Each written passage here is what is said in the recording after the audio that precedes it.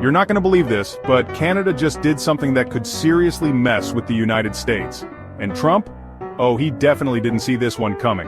Imagine waking up one day, heading to Alaska, and suddenly, boom! Canada says, nope, not so fast, buddy. Sounds crazy, right? Well, that's exactly what's happening. For decades, the United States has had easy access to Alaska through Canada's highways, railways, and even air routes. But now, Canada is tightening its grip, and it's got Washington sweating. Is this just a diplomatic flex, a trade war in disguise, or could it be something much, much bigger? Stay with me, because this story is about to take a turn that will make you rethink the entire US-Canada relationship. Alright, let's rewind a bit. Most people don't even think about how the United States reaches Alaska. We just assume, hey, it's ours, we can go there whenever we want, right?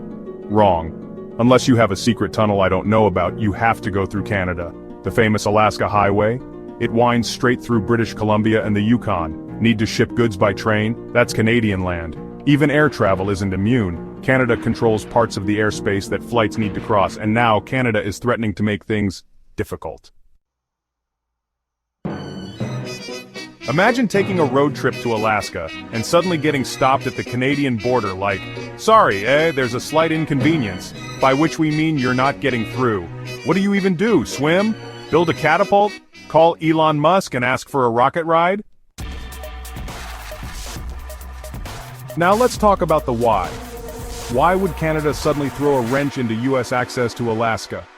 Well, there are a few reasons, and none of them are looking good for Uncle Sam. First, trade disputes. The US and Canada have been bickering over everything from dairy products to oil pipelines. And let's not forget, Trump wasn't exactly Canada's best friend when he was in office. Remember those tariffs on Canadian steel and aluminum? Yeah, Canada remembers too. This could be a little payback moment, a way of saying, you mess with our economy, we mess with yours. Second, the environment. Canada is big on green policies, and they've been watching US energy transport with growing frustration. Oil pipelines, mining projects, and deforestation. Canada is worried that unrestricted US access could be damaging their land. And let's be real, nothing gets politicians moving faster than an angry environmental lobby. And then there's the biggest reason of all, power. This isn't just about roads and trade, this is about control. Canada is flexing its muscles, showing that it's not just America's friendly neighbor with maple syrup and politeness. It's a country with influence, and it wants Washington to know it. I mean, can you blame them? They're probably tired of being seen as America's quieter, colder cousin. If Canada was a person, it'd be that nice, responsible guy who's always there for you. Until one day he says, you know what? I'm done being overlooked. I'm keeping the TV remote. So, how's Trump handling all this? Well, let's just say, not quietly. You know Trump, if there's one thing he hates, it's looking weak. And Canada making a move like this? Oh, that's a direct challenge. He's already calling it an attack on US sovereignty, throwing around words like disrespect and economic hostage situation. And honestly, he might have a point. Because think about it, if the US can't get to Alaska easily, what happens next? Increased transportation costs, supply chain disruptions, and oh yeah, military complications. The US has strategic bases in Alaska, and if getting troops or supplies there becomes a hassle, that's a national security issue.